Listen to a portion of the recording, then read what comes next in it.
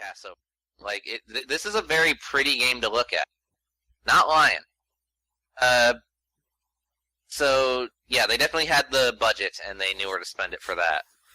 So yeah, graphics great, awesome. Like if you're the type of gamer who you're like graphics are the only thing that matters, well then Detroit should definitely be up your alley. But so that was great. Gameplay. This is a movie, and it's by David Cage. I don't know what the fuck you're expecting. But that said, there is actually a small criticism I can make, actually. And again, it's a criticism you could make of a lot of David Cage games, but I feel like Detroit's a bit of a special case here.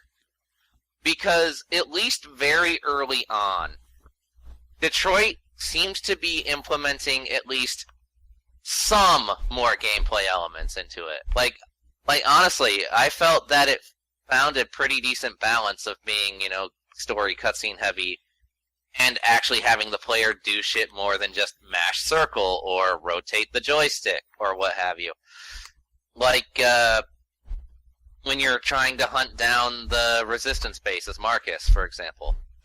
Or fucking, heck, the very first level of the game where, there's a very obvious goal of being a debater, but you're free to look around for evidence and stuff like that. Like, I dug that, And then towards the end of the game, they're just like, nah, it's a movie, fuck you. And I'm like, oh, okay.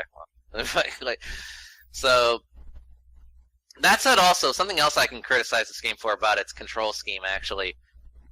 And I don't know, how do I put this?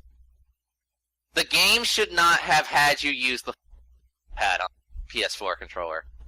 Because, for those who don't know, the PS4 controller touchpad is really fucking sensitive. So, like, half the time when I was trying to do shit with it, it would just not properly read how I was swiping it, or touching it, or pressing it. And that made certain parts of the game really fucking annoying in comparison to everything else. So, like, yeah, you can blame it on the PS4 controller, but at the same time, they could have just not had you use it, Right. Like,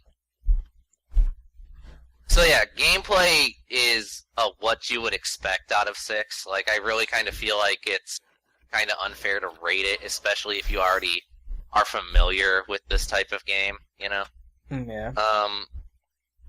But, Yeah, I remember watching you play it on your stream, and some of them seemed like a little more, because I noticed you missed a couple, and I'm thinking, damn.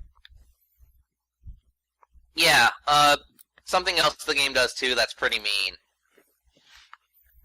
And, I wasn't gonna originally mention this, but you reminded me, Ryan. There are some parts in the game where you have to mash a specific button. Okay, fine, fair enough, whatever. Yeah. Here's the issue.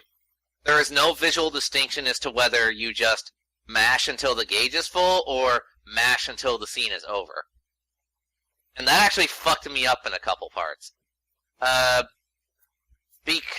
especially where it gets obnoxious is, there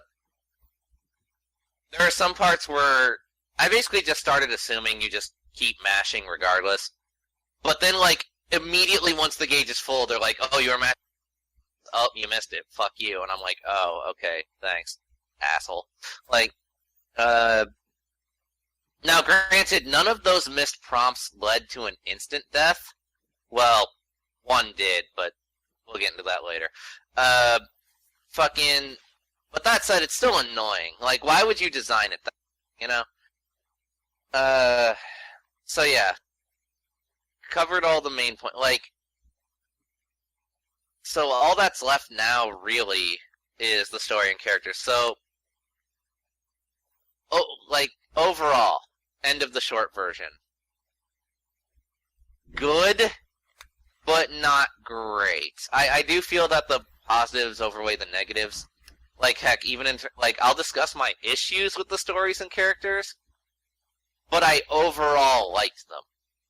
So, I would actually give I don't regret pre-ordering this game. I don't. So overall, I would give this. Well, I'm gonna give this 2 scores actually. If you're judging this as a video game, like a fully interactive experience, right? Mm-hmm. 4 out of 6. If you're judging this as a movie, like an interactive movie, right? 5 out of 6. And I'll get into more of that later.